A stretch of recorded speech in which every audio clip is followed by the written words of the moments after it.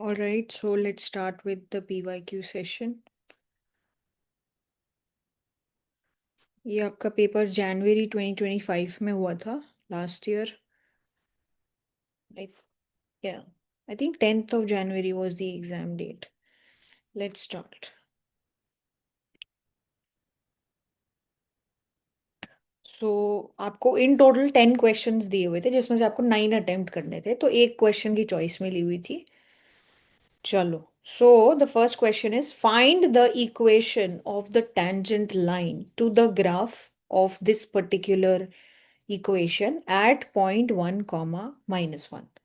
तो आपको क्या करना है, टेंजेंट की इक्वेशन बतानी है.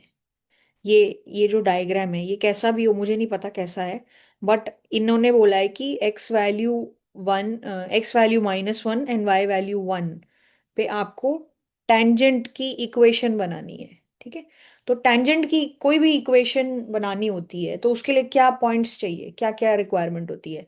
दो चीजों की रिक्वायरमेंट होती है. क्या? एक तो स्लोप चाहिए और दूसरी क्या चाहिए, एक पासिंग पॉइंट. ये दोनों चीजें अगर मेरे पास हो जाए तो मेरा काम हो गया. करेक्ट. पासिंग पॉइंट तो इन्होंने दे दिया, क्या? -1, 1. और स्लोप कैसे निकलेगी, ये जो इक्वेशन है वहां से अगर आप इस पॉइंट पे dy/dx की वैल्यू निकाल लोगे तो आपका काम हो जाएगा. और जैसे ही तुम्हारे पास स्लोप आ गई और जैसे ही तुम्हारे पास पासिंग पॉइंट आ गया तो हम लोग फिर आराम से इक्वेशन बना सकते हैं. करेक्ट. Yes ma'am. ठीक है, तो चलो फिर हम लोग सबसे पहले क्या करेंगे, स्लोप निकालेंगे. तो मेरी इक्वेशन क्या दी हुई है, x² plus y² whole cube is equals to 8x² y². तो मेरे को dy/dx निकालना है, तो मैं क्या कर सकती हूँ, मैं दोनों तरफ डिफरेंशिएट करूंगी विद रिस्पेक्ट टू x. तो क्या होगा, लेफ्ट साइड का अलग डेरिवेटिव, राइट साइड का अलग डेरिवेटिव निकालो. फिर क्या होगा, पहले पावर 3 आगे आ जाएगी और अंदर क्या बचेगा, x² प्लस y², इस पूरे की पावर 2. और अंदर जो x² प्लस y² है उसका डेरिवेटिव क्या होगा, 2x. 2x + 2y dy/dx। Absolutely, dy/dx. ये हो गया, ये तो हो गया लेफ्ट साइड का डेरिवेटिव. राइट साइड पे क्या हो जाएगा, 8 एज इट इज, ये u इंटू वी लगा देंगे. x² as it is, 2y y² का derivative 2y dy/dx plus 8y² as it is, x² का डेरिवेटिव 2x. ठीक है, ये हो गया. तो अब यहां से देखो कुछ हो सकता है क्या. तो अगर यहाँ पे हम लोग देखें तो देखो यहाँ पे भी 2 है, यहाँ पे भी 2 है. वो 2 कॉमन लिया जा सकता है, यहाँ पे भी 2 है, यहाँ पे भी 2 है. वो सब कॉमन लेके कैंसिल हो सकता है. Yes ma'am. तो मेरे पास हो जाएगा 3x² प्लस y² पावर 2. और इधर हो जाएगा x plus Y dy/dx is equals to, यहाँ से 8 जो है वो भी कॉमन लिया जा सकता है, 8.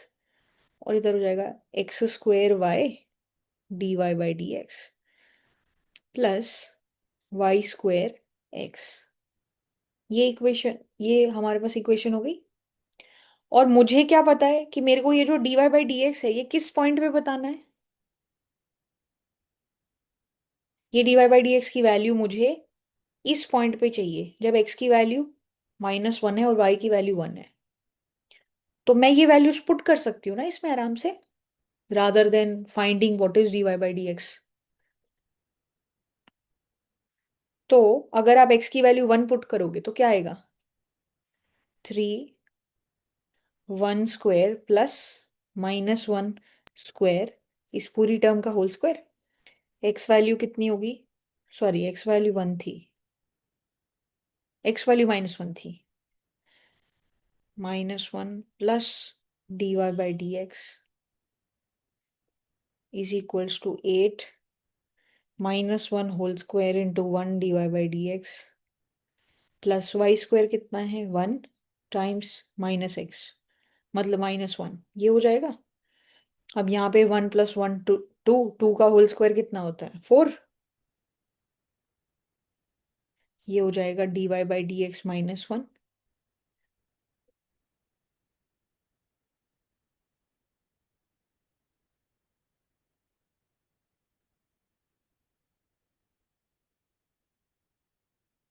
और यहाँ पे क्या हो जाएगा 8।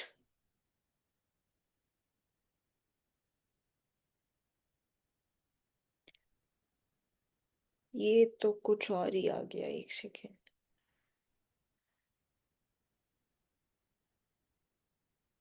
dy/dx -1 ये आ गया। तो ये कैंसिल नहीं हो जाएगा? ये कैंसिल नहीं कर सकते हम लोग। ये कैंसिल कब होगा? जैसे मेरे मेरे लिए क्या इक्वेशन होनी चाहिए कि ये दोनों तरफ की वैल्यूज बराबर होनी चाहिए ना। Yes ma'am. ये दोनों तरफ की वैल्यूज बराबर कब होगी? अगर मान लो आप इनको कैंसिल कर देते हो, तब तो आपका इक्वेशन क्या हो जाएगा, 12 = 8, बट 12 = 8 तो नहीं होता। Yes ma'am. तो ये दोनों एक साइड को बराबर रखने के लिए आपका ये जो हिस्सा है इसको 0 होना पड़ेगा। Yes ma'am. Only under that scenario we might be in a situation where both these sides are equal. Make sense? Yes ma'am. Right? So यहाँ से आपकी dy/dx की वैल्यू क्या आ गई?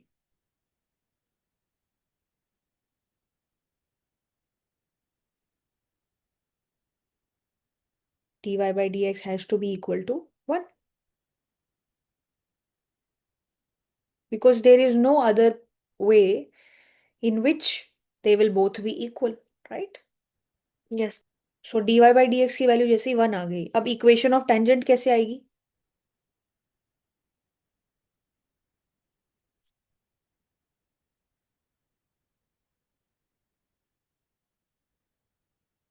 आपकी स्लोप आ गई 1। Slope is equals to y minus उसका जो पासिंग पॉइंट है। पासिंग पॉइंट क्या था? -1, 1। -1, 1।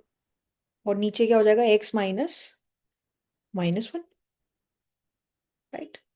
तो यस मैम। तो ये क्या हो गया इधर, x+1 is equals to y-1। तो ये आपकी इक्वेशन हो गई y is equals to x+2। Right. So what is this? This ma'am. Is the equation of tangent at -1, 1। तो ये हमारा रिक्वायर्ड आंसर हो गया। Fine. Yes ma'am. Lovely. Okay. So this is part number A. Part number B क्या बोल रहा है?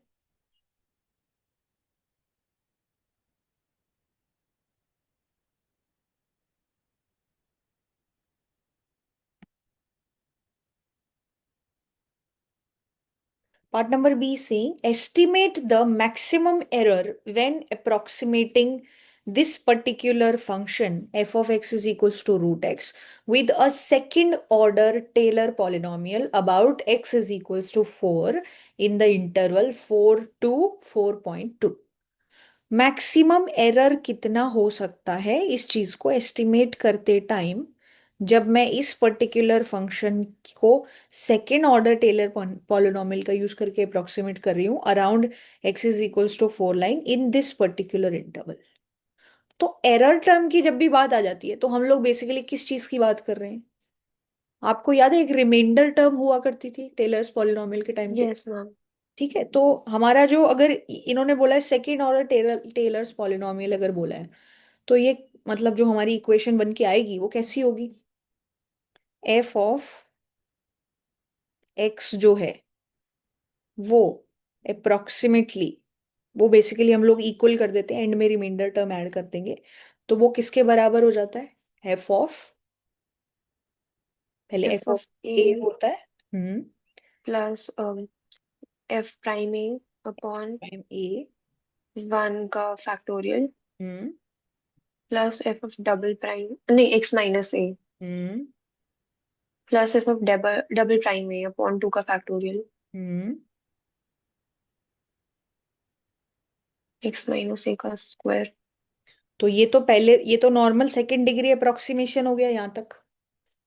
Yes ma'am. फिर उसके बाद हमारी एंड में क्या होती थी, रिमाइंडर टर्म। Yes ma'am. और रिमाइंडर टर्म का जो फॉर्मेट है वो कैसा होगा?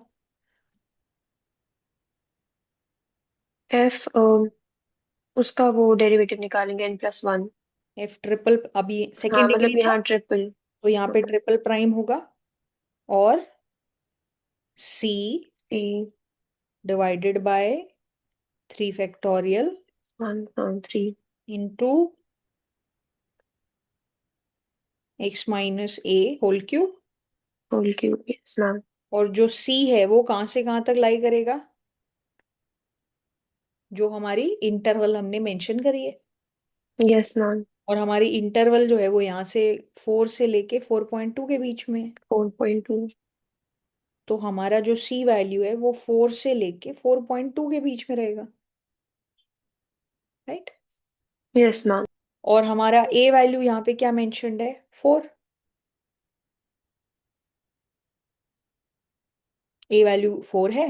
तो मुझे अबाउट 4 ये पूरा अप्रोक्सीमेशन करना है। तो मुझे इन्होंने ये सब निकालने के लिए नहीं बोला, मेरे को इन्होंने सिर्फ बोला है कि मुझे इधर फोकस करना है, इन दिस पार्ट, राइट। कि ये मैक्सिमम, बेसिकली रिमाइंडर निकालना है। यस, रिमाइंडर की मैक्सिमम वैल्यू क्या होगी, वही मेरा मैक्सिमम ओके मैम। एरर होगा। That is what my maximum error is, right. Yes ma'am. So now we have to figure out कि ये कैसे निकाले। तो जो मेरा फंक्शन है वो क्या है, रूट एक्स। रूट एक्स का डेरिवेटिव क्या होगा? 1/2 √x। F prime x is 1/2 root x. F double prime x क्या होगा? 1/2 as it is, x power -1/2 है तो वो इधर -1/2 हो जाएगी। और फिर एक्स की पावर क्या हो जाएगी, -1/2 -3/2। -3/2। फिर एफ ट्रिपल प्राइम एक्स क्या होगा, 3/-, -3/2 आगे आ जाएगा। Yes ma'am. ठीक है। तो -3/2 आगे आएगा तो ये बेसिकली क्या हो जाएगा, 3/8।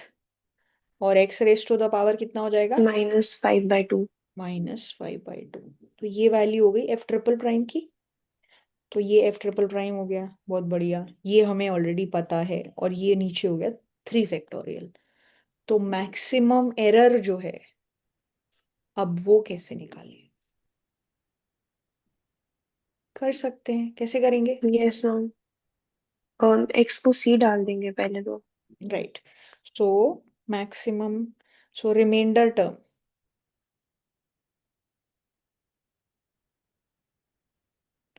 वो क्या हो गई, 3/8।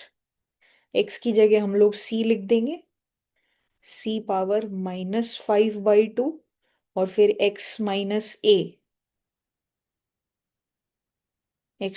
4 होल क्यूब,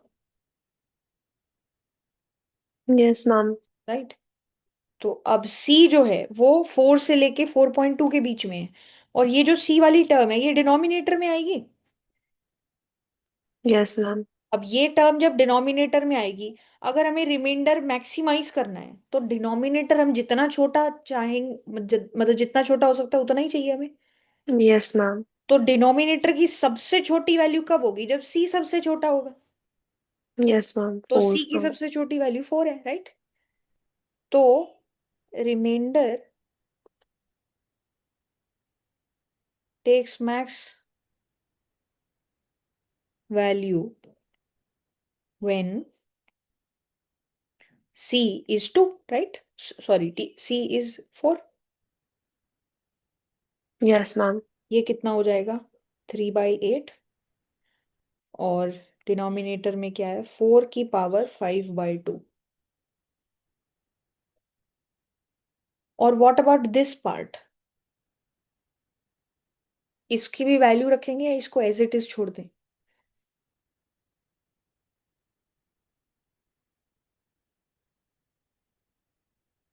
इसको हम लोग एज इट इज छोड़ देंगे या वैल्यू पुट करेंगे। x - 4 की मैक्स वैल्यू कब होगी, जब x की वैल्यू 4.2 होगी। यस मैम, हाँ हाँ। तो एक लॉजिक वो भी लगा सकते हैं, बट क्या हम ऐसा करते हैं? No I guess. No, we don't do that, right? तो एरर का अगर मैक्सिमम वैल्यू निकालने का नंबर अगर चाहिए, तब तो वी डोंट डू इट। मतलब अगर नंबर चाहिए तो हम लोग लिख सकते हैं, otherwise we'll just keep it like that, okay ma'am. Right? तो आपका जो नंबर है, मैक्स रिमाइंडर वैल्यू,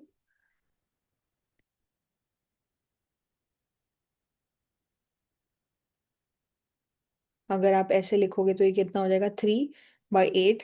4 का रूट क्या हो जाएगा? 2। 2 की पावर 5 कितना हो जाएगा? 32। 32। और इधर क्या है? x-4 cube. और फिर एंड में आप ये भी लिख सकते हो, व्हेन x = 4.2। जब हम लोग 4.2 पे एस्टिमेट कर रहे हैं तभी तो मेरा फंक्शन ये होगा ना, क्योंकि तभी c की वैल्यू 4 से लेके 4.2 के बीच में होगी। Yes ma'am. तो इसका मैग्नीट्यूड एग्जैक्टली कितना आ जाएगा? आप यहाँ पे 3/8 × 32, और यहाँ पे आप एंड में ये वैल्यू पुट कर सकते हो, 0.2 raised to the power 3, right? Yes ma'am. तो इसका मैग्नीट्यूड कितना हुआ? ये हो जाएगा 8/1000, और इधर हो जाएगा 3 × 8 × 32। 8 से 8 कैंसिल, तो ये 3/32 × 1000। तो 3/32 कितना होगा?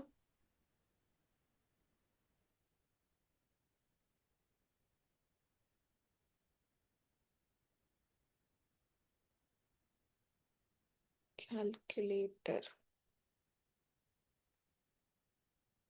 0.000937 आ रहा है। और 1000 से भी डिवाइड करना है, तो हाँ। 0.0000937 मैक्सिमम रिमाइंडर या मैक्सिमम एरर, ये आपका मैक्स एरर टर्म हो जाएगा, ठीक है? फाइन। Yes ma'am. और ये बेसिकली हमें ये भी पता है, क्योंकि द इंटरवल ये दे दी, तो हमें बेसिकली हम लोग x = 4.2 के लिए ही मैक्सिमम एरर कितना होगा वो बता रहे हैं। ये अगर कुछ और वैल्यू दे देते तो वो उस वैल्यू पे कैलकुलेट करते टाइम मैक्सिमम एरर कितना आएगा वो बता देते हैं। तो मैग्नीट्यूड के हिसाब से तो ये चीज हो जाएगी, और सॉरी मतलब एक्सप्रेशन के हिसाब से तो ये चीज हो जाएगी, ये। और अगर आप एग्जैक्ट उस नंबर पे मैक्सिमम एरर कितना आ रहा है तो वो ये हो जाएगा।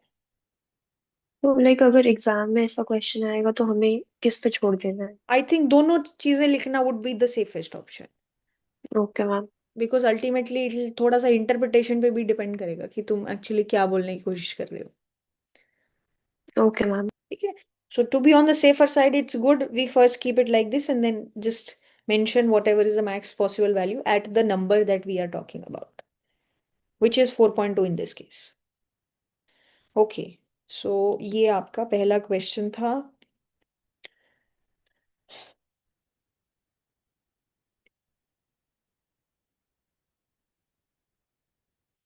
नेक्स्ट थिंग,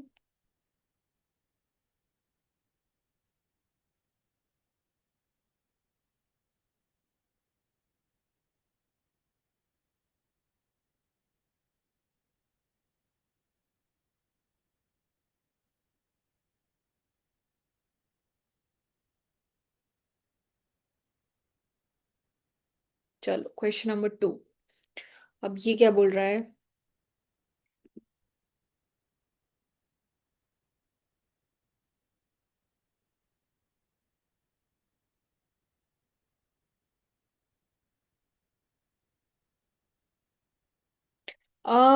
आपको याद है कि शायद हमने एक चीज मिस कर दी यहाँ पे, 3 फैक्टोरियल छोड़ दिया है ना? ओ यस मैम, हाँ। हाँ, ये 3 फैक्टोरियल छूट गया हमसे। सिक्स, एक सिक्स से डिवाइड करना पड़ेगा।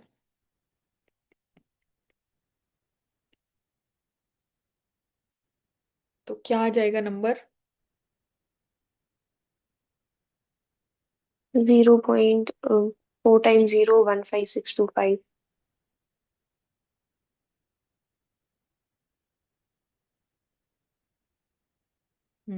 सो ये एक्चुअली नंबर है 0.0001562 और इसको आप 1.5625 इंटू 10 पावर क्या लिख सकते हो?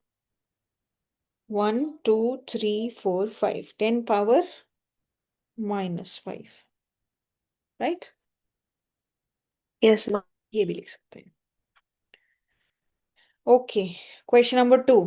Consider the function which is this. ये फंक्शन दिया हुआ है। Prove that for all real number x1 and x2 this particular thing holds. चलो, तो ओके, ये जो फंक्शन है ये क्या है? F of x is equals to 3 power x। ये किस प्रजाति का फंक्शन है? मतलब what kind of function is this? Exponential. It's an exponential function, right? अब एक्सपोनेंशियल फंक्शन की खास बात क्या होती है? जैसे मान लो ये एक्सपोनेंशियल फंक्शन इस तरीके का है कि जब x की वैल्यू 0 रखोगे तो y की वैल्यू कितनी आएगी? 1। 1। और ये e पावर x जैसा ही फंक्शन होता है। It's just that earlier we had now we have 3। Yes ma'am. सो ये जो फंक्शन है ये इस तरीके का है, लाइक दिस। ये फंक्शन का जो शेप है ये कैसा फंक्शन का शेप है?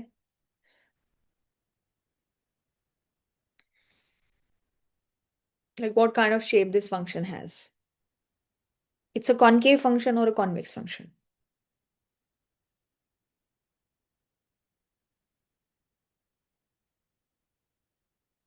कॉनकेव फंक्शन ऐसा होता है ना, लाइक दिस। Yes ma'am. हाँ।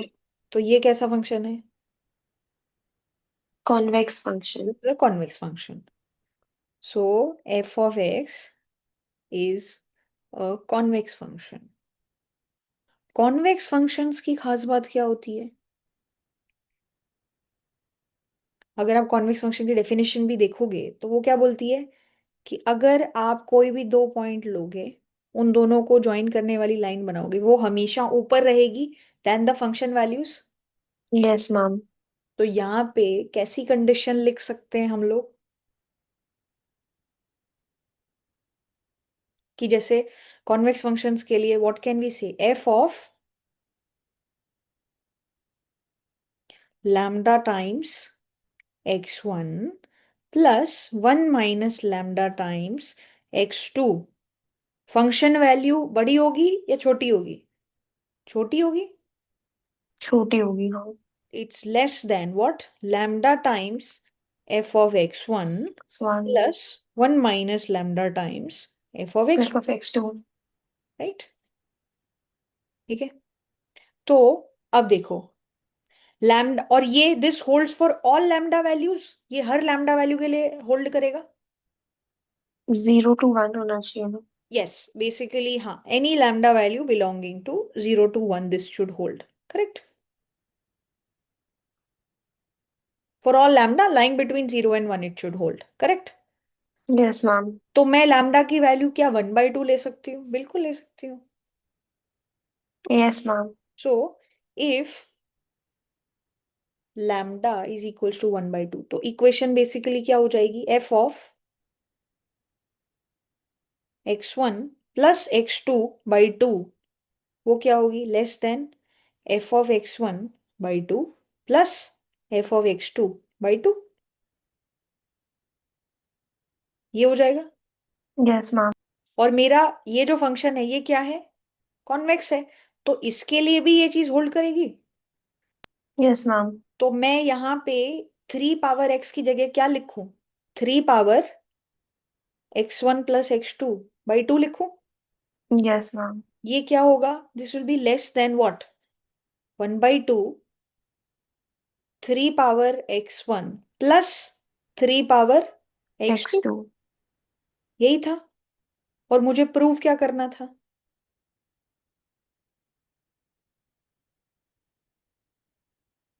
ये 3 × x1 + x2/2 है क्या? हाँ, सेकंड पार्ट में, हाँ।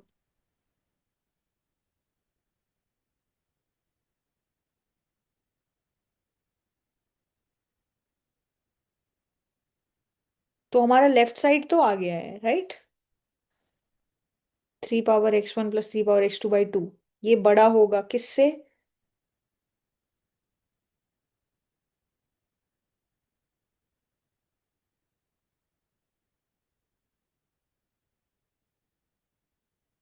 I think it should be power, in my opinion. It won't make sense if we just do it like this, right? Yes ma'am. 3 × x1 + x2/2 का तो कोई मतलब नहीं होगा ना.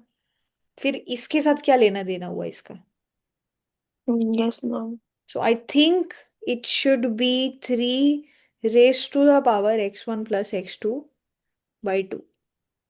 ये. Yes ma'am. ठीक है. मैम बट फिर अगर ये ऐसे पेपर में आ गया तो? तो टीचर्स करेक्शन कराते हैं ठीक है, ओके मैम। अगर ऐसी जब भी सिचुएशन आती है तो. ठीक है. सो अगर ऐसा ओके कुछ मैम। होता है, इनकरेक्ट होता है, तो like within maybe I think half an hour teachers come and make the correction whenever it is required. ठीक है. Okay ma'am. और ये चीज, ये कॉन्वेक्स फंक्शन है, तो ये मतलब हमने तो स्ट्रिक्टली कॉन्वेक्स के हिसाब से कर दिया. यहाँ कॉन्वेक्स के लिए आप इक्वालिटी भी लिख सकते हो यहाँ पे. Yes ma'am. तो यहाँ पे यही सेम लॉजिक को कंटिन्यू करते हुए हम लोग इस तरीके से लिख सकते हैं. Yes ma'am. तो ये मेरे को यही एक्चुअली प्रूव करना था, और ये हमने यहाँ से कर दिया. Because this function is convex so this should hold. वो 3 की पावर इस x1 + x2/2 है ना, तो यहाँ पे तो 1/2 नीचे आ रहा है, मतलब वो पावर में नहीं ना आएगा। ये वाली चीज हाँ, 1/2 तो पावर में नहीं आ रहा हमारा। है ना, 1/2 यहाँ पे. नहीं। अच्छा। अच्छा, ठीक है, ठीक है। राइट. तो ये एक्चुअली इनको करेक्शन करना चाहिए. ये 3 × x1 + x2/2 will not make sense here. It should be this. ये पावर ही होनी चाहिए इधर. Right, other okay. अदरवाइज इसका कोई यूसेज नहीं है फिर. ठीक है.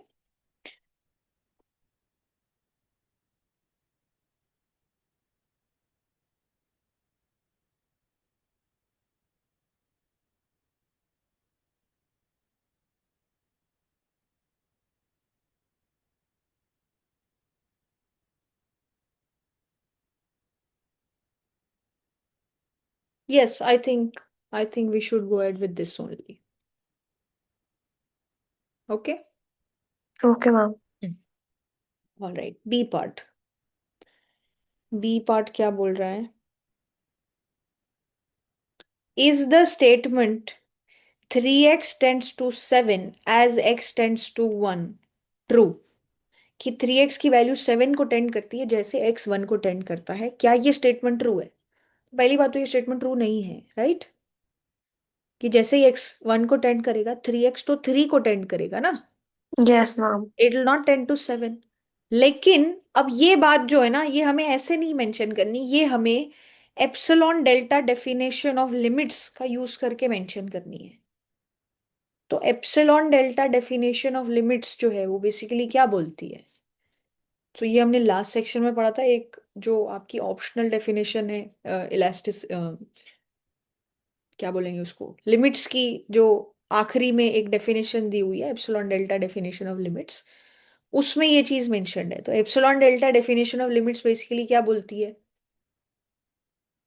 उसमें वहां पे लिमिट्स को डिफाइन करने का तरीका थोड़ा सा अलग है. और वो तरीका क्या है? हम लोग कब बोलते हैं?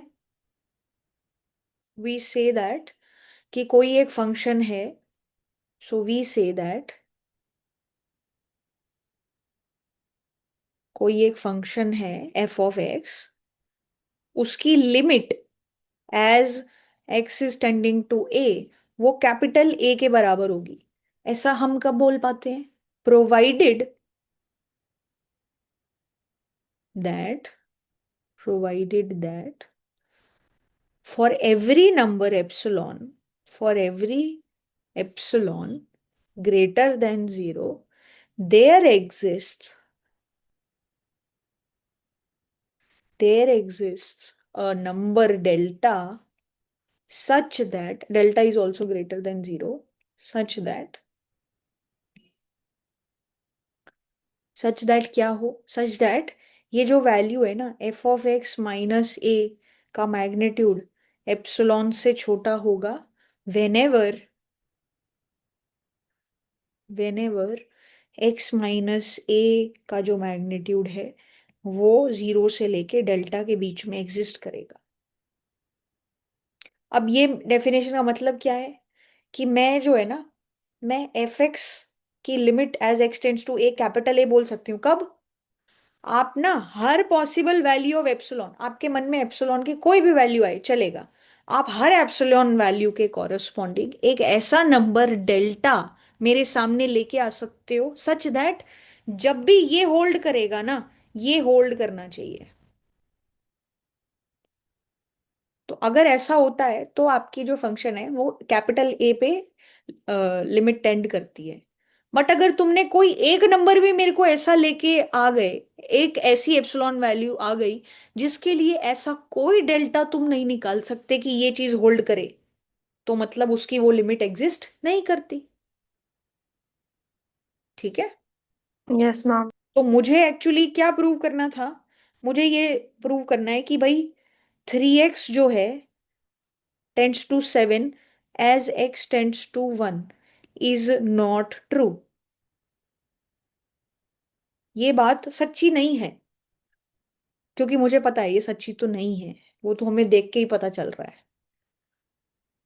तो फिर मेरा गोल क्या हो गया कि मैं एक ऐसा एप्सिलॉन तुम्हें निकालने, एक एप्सिलॉन दूं, जैसे एक ऐसा एप्सिलॉन वैल्यू दूं जिसके लिए तुम कोई डेल्टा ना निकाल पाओ। सो अगर इसकी ये लिमिट एग्जिस्ट करेगी that would mean what? For every epsilon greater than 0 what should happen? 3x - 7 का जो मैग्नीट्यूड है वो लेस देन एप्सिलॉन होना चाहिए whenever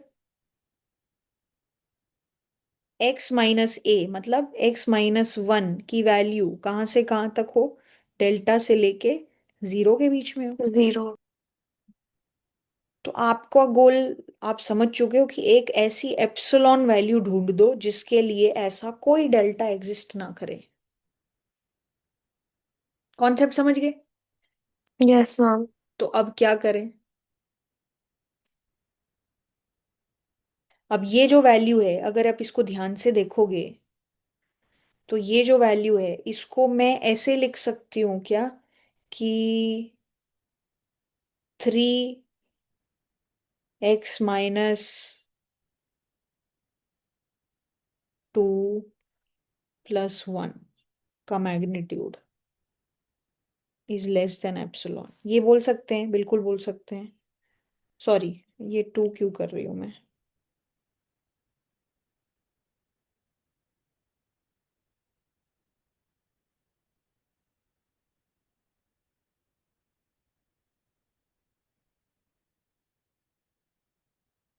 So I want to figure out an epsilon value such that no such delta will exist.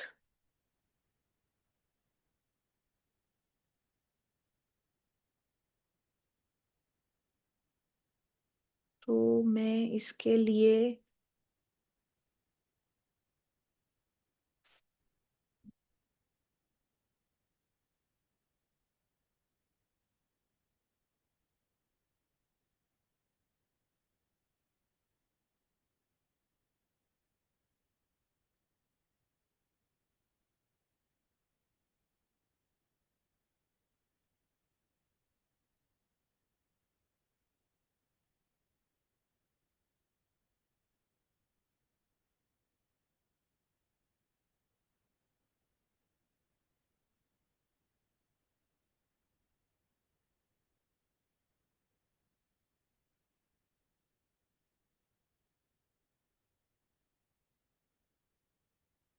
मान लो कि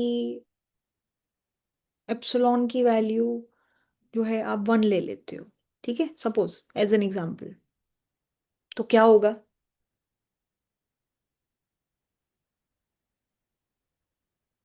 suppose epsilon value is equals to 1. So then what should happen?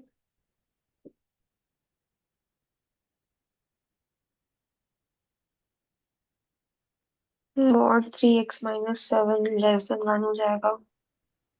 So basically मुझे पता है कि मेरे को क्या चाहिए, 3x-7 की वैल्यू 1 से लेके -1 के बीच में होनी चाहिए। Yes ma'am. तो 3x will be less than 8 and greater than, ये इधर चला जाएगा तो ये 6 हो जाएगा। Yes ma'am. 3x की वैल्यू 6 से 8 के बीच में होनी चाहिए। और फिर यहाँ पे x की वैल्यू कहाँ से कहाँ तक लाई करेगी?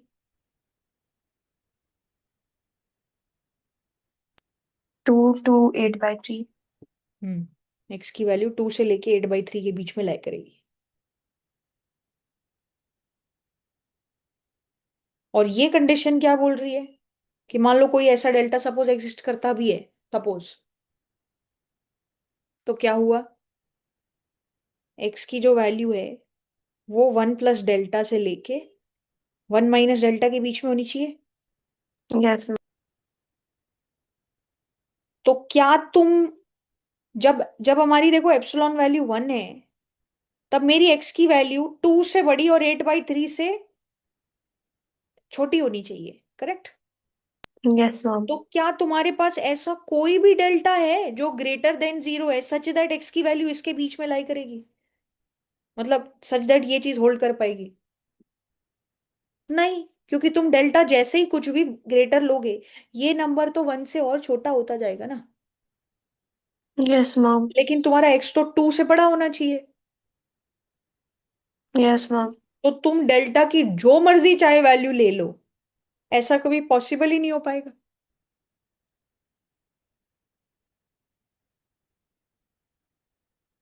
ये पॉइंट समझे?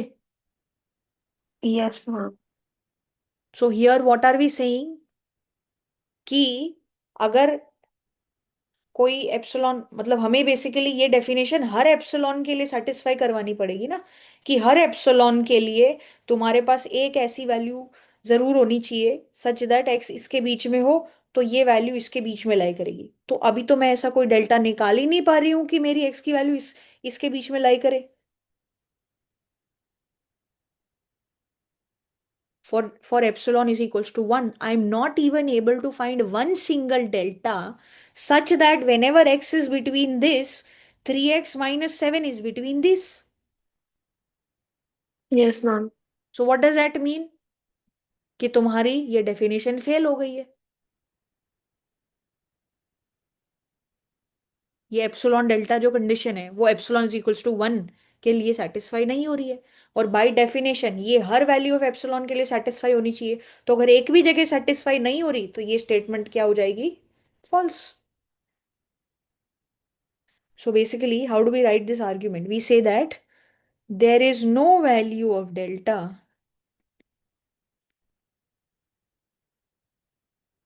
such that mod of x minus 1 is less than delta when जो mod of 3x-7 जो है वो लेस देन 1 हो। यहाँ पे बेसिकली हमारी एप्सिलॉन वैल्यू 1 हो जाएगी। तो जब एप्सिलॉन वैल्यू 1 है तब ऐसा कोई डेल्टा नहीं है कि ये वैल्यू इसके बीच में लाई करे whenever this is happening. Hence we are not able to satisfy the epsilon delta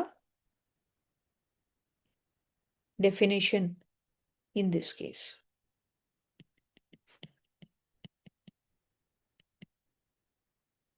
And hence, limit does not exist, right? Yes ma'am. तो ये इस तरीके से आप आर्ग्यू कर सकते हो। तो पहले अपनी डेफिनेशन लिख दो, और फिर एक ऐसा एग्जाम्पल निकालने की कोशिश करो जहां पे तुम्हारी ये जो डेफिनेशन है वो फेल हो जाए। डेफिनेशन क्या बोलती है कि ये hold for every value of epsilon, कम से कम एक ऐसा डेल्टा होना चाहिए सच दैट ये चीज होल्ड कर पाए। अगर कोई एक भी एप्सिलॉन वैल्यू ऐसी आ गई जहां ऐसा नहीं होता तो ये डेफिनेशन फेल और लिमिट एग्जिस्ट नहीं करती। ठीक है, ये हमारा आर्ग्यूमेंट है। कर लेंगे इसको। Yes ma'am. तो ये जो एप्सिलॉन डेल्टा डेफिनेशन का जो डिस्कशन है वो मतलब बहुत बेसिक ही चीजें आती हैं इसमें, बहुत ज्यादा इन डेप्थ नहीं है, बट हाँ आपको डेफिनेशन का इंटरप्रिटेशन पता होना चाहिए, डेफिनेशन को अप्लाई कैसे करना है वो पता होना चाहिए। ओके जी, moving on.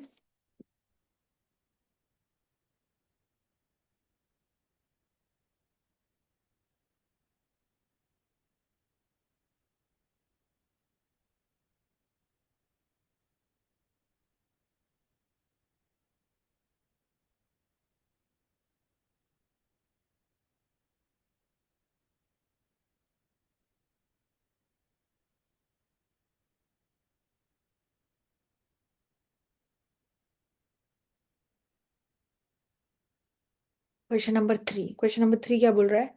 Suppose that function f of x is convex. एक फंक्शन है वो कॉन्वेक्स है, f of x is convex. ठीक है, बहुत बढ़िया।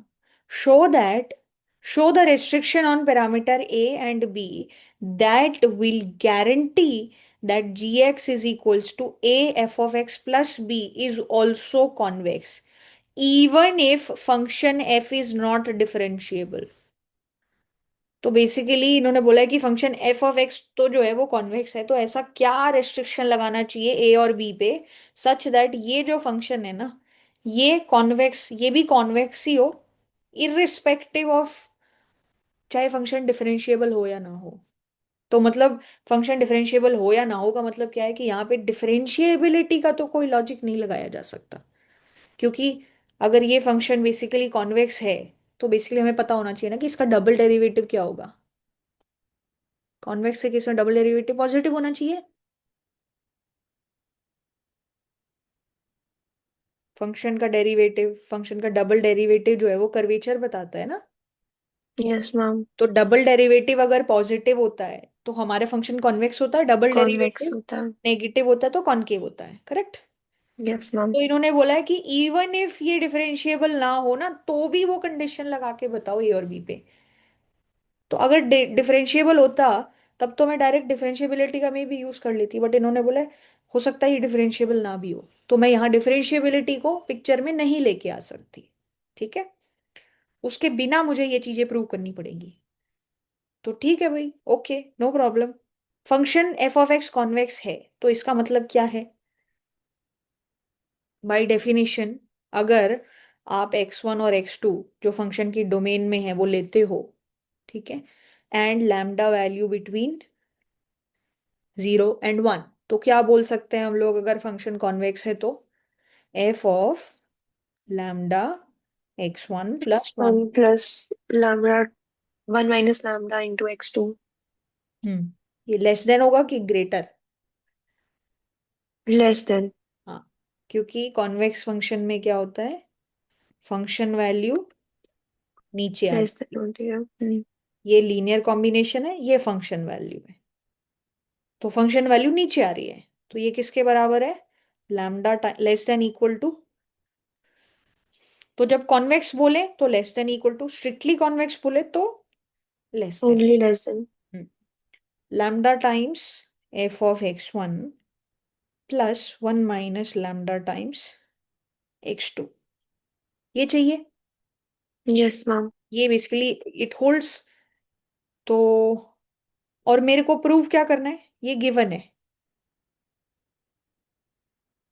तो मेरे को बेसिकली क्या शो करना है कि ये जो फंक्शन है ना जी ऑफ एक्स, जिसमें आप a times f of x plus b times g of x plus a times f of x plus b, ये नया फंक्शन है।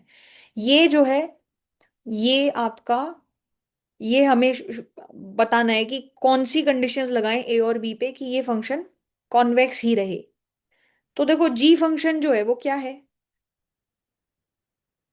A times f of x plus b, correct.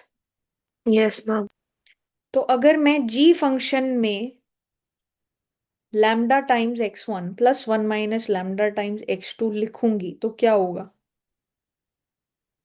It will be nothing but a times f of lambda times x1 plus 1 minus lambda times x2 plus b, यही रहेगा, yes ma'am. Right. और इसको, ये जो value है ये वाली जो वैल्यू है ये छोटी है इस वैल्यू से। Yes ma'am. तो अगर मैं यहां पे इस नंबर की जगह ये रिप्लेस कर दूं तो क्या होगा,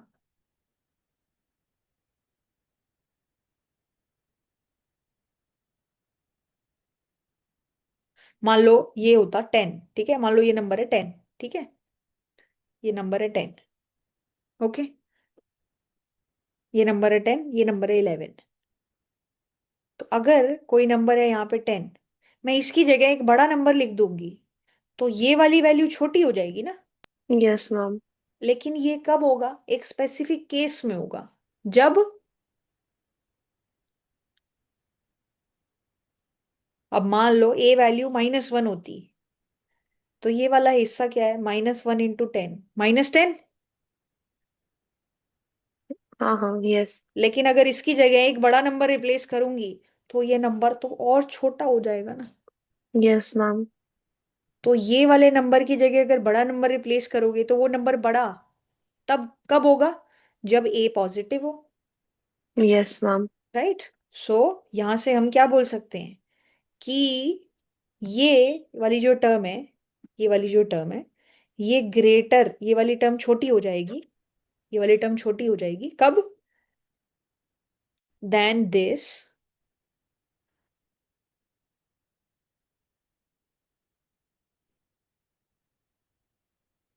इफ ए वैल्यू पॉजिटिव हो। Yes ma'am. अगर ए नेगेटिव होगी तो फंक्शन जो है बेसिकली नीचे भी जा सकता छोटी हो जाएगी। है ना। तो ये वाला जो नंबर है ये लेसर है than this number. Yes ma'am. अब इसी चीज को थोड़ा सा मॉडिफाई करके कैसे लिख सकते हो इस चीज को, मैं इसको ऐसे लिख सकती हूँ ना कि लैम्डा बाहर ले लूं और ए टाइम्स एफ ऑफ एक्स ऐसे लिख दूं, प्लस 1 माइनस लैम्डा बाहर लिख दूं और इसको ए टाइम्स एफ ऑफ x2 लिख दूं और इधर एंड में बी हो, कोई दिक्कत। No ma'am. और ये जो बी है इसको भी तो दो भागों में बाइफरकेट कर सकते हैं ना हम लोग। इसको मैं lambda times b plus 1 minus lambda times b लिख सकती हूँ। इन दोनों का जो सम है वो क्या आएगा, बी ही आएगा ना। Yes ma'am. Lambda times b हाँ हाँ। Plus 1 minus lambda times b का जो सम है वो बी ही आएगा, राइट। Yes ma'am. तो ये जो बी है, आपने इस बी को ऐसे आधा हिस्सा ऐसे डिवाइड कर दिया, आधा हिस्सा ऐसे डिवाइड कर दिया, राइट। ये करके क्या मिला आपको, सो बेसिकली यहां से यही वैल्यू है ना।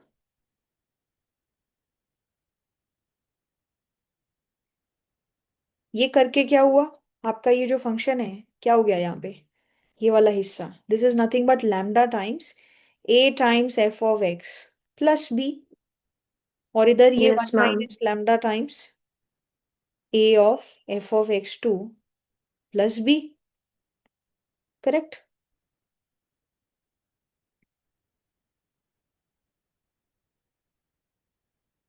और देखो ये हम लोग इंक्रीज क्यों करने की कोशिश कर रहे हैं, बिकॉज मेरी कॉन्वेक्स का फॉर्मेट तो ऐसा ही होता है ना। कॉन्वेक्स फंक्शन के लिए तो ऐसे ही कंडीशंस क्रिएट करने पड़ते हैं यस कि मैम। ये वैल्यू छोटी हो एज कंपेयर टू दिस। इसलिए हम लोग ऐसा कुछ कर रहे हैं जिससे ये ग्रेटर साइन उस तरफ रहे। और ये क्या चीज है फिर, what is this, this is g x 1,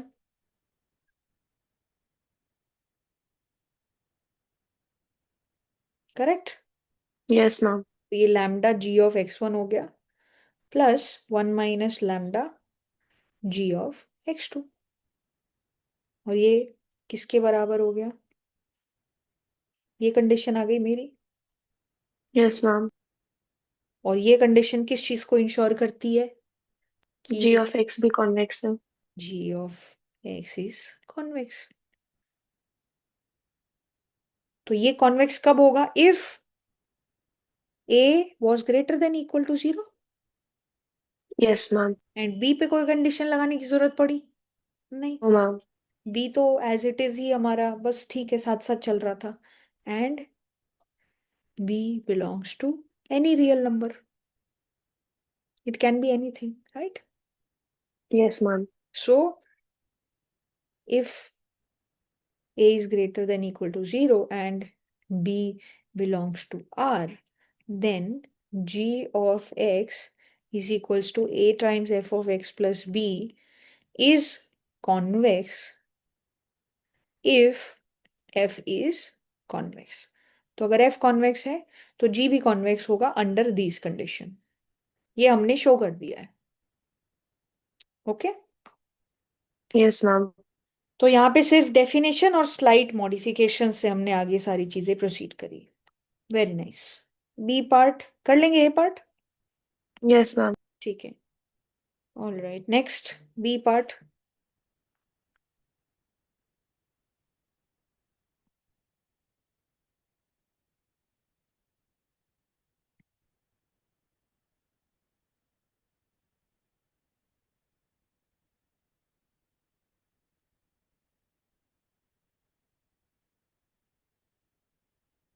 solve the following equation for x. ये दोनों, ये बेसिकली इक्वेशन आपको सॉल्व करनी है और वैल्यू ऑफ एक्स निकालनी है कि एक्स क्या होगा यहाँ पे।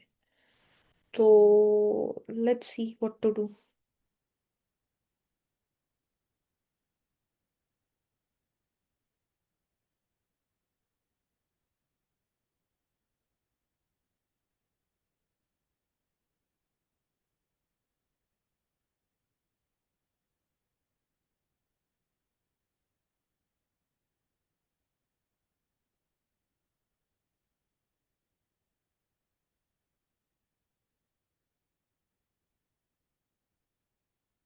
मुझे एक्स की वैल्यू निकालनी है।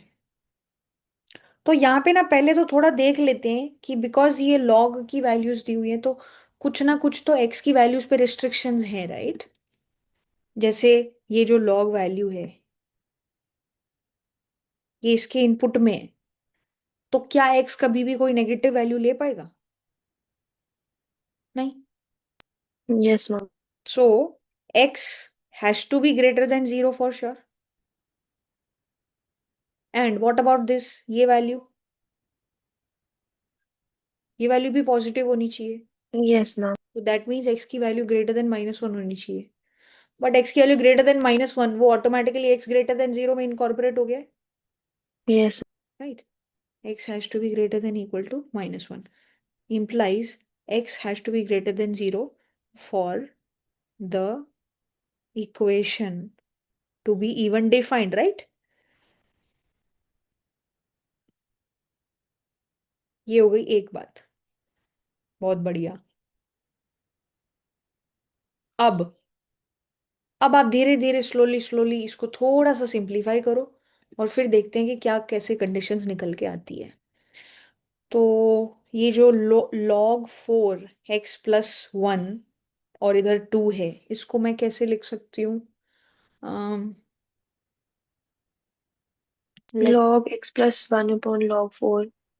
लॉग, इसको मैं ऐसे लिख सकती हूँ, log 4 x + 1 का whole square, power to yes को ला मैम। सकती हूँ। ठीक है। और इक्वल्स टू, फिर इधर log 2, इधर x⁻² लिख सकती हूँ। Yes ma'am. और ये जो -1 है इसको इस तरफ ले आती हूँ, कोई दिक्कत नहीं है, यस मैम। राइट? और लेकिन प्लीज नोट, ये जो है ना, यहाँ पे log 4 है और यहाँ पे log 2 है, तो इनका ध्यान अच्छे से रखना है। Yes ma'am. ठीक है। तो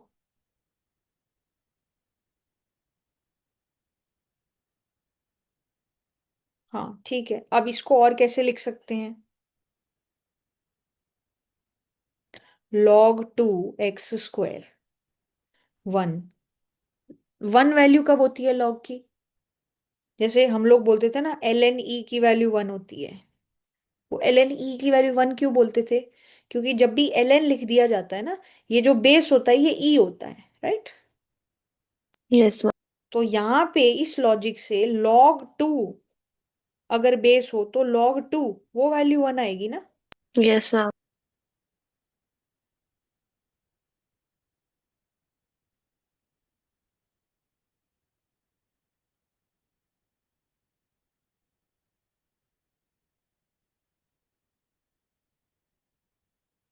तो इसको मैं ऐसे लिख सकती हूँ, लाइक दिस। Yes ma'am. ठीक है। और फिर इसको कैसे लिख सकते हैं? log m minus log n को कैसे लिखा जा सकता है? m/n। m/। तो इसको मैं log 2 x² डिवाइडेड बाई 2 ऐसे लिख सकती हूँ। यस। और ये जो चीज है, ये देखते हैं इसका क्या होता है। ये है log x+1 होल स्क्वायर, और इधर बेस है 4। अब मेरे को बेस तो सेम करने पड़ेंगे ना, कुछ भी कंपैरिजन अगर करना है तो। Yes ma'am. तो अब बेस सेम करने का तरीका क्या है?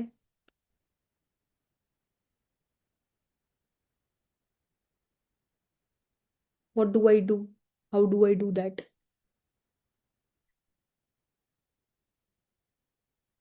जैसे log to the base a x is equals to, अगर y है तो इसका क्या मतलब है? log x/log a। मतलब a की पावर क्या करें कि x आ जाए। Yes ma'am. ये मतलब होता है ना इसका। Yes ma'am. अब मुझे यहाँ a की जगह क्या चाहिए?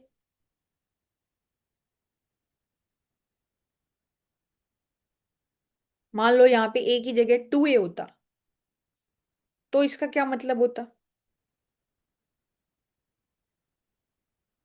मुझे यहाँ पे बेस 2a लिखा हुआ है, मुझे ये पूरी लॉग a की टर्म्स में करनी है कन्वर्ट, ठीक है, बेस a के टर्म्स में। तो इस टर्म का मतलब क्या होगा? इस टर्म का मतलब होगा कि 2a की पावर क्या करूं कि x आ जाए। Yes ma'am. अब इस पूरी चीज का अगर आप लॉग लोगे तो क्या होगा?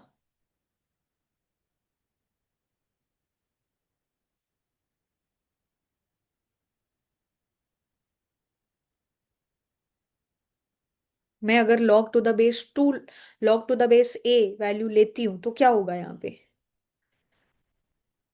y log 2a to the base a is equals to log x to the base a, ये हो जाएगा।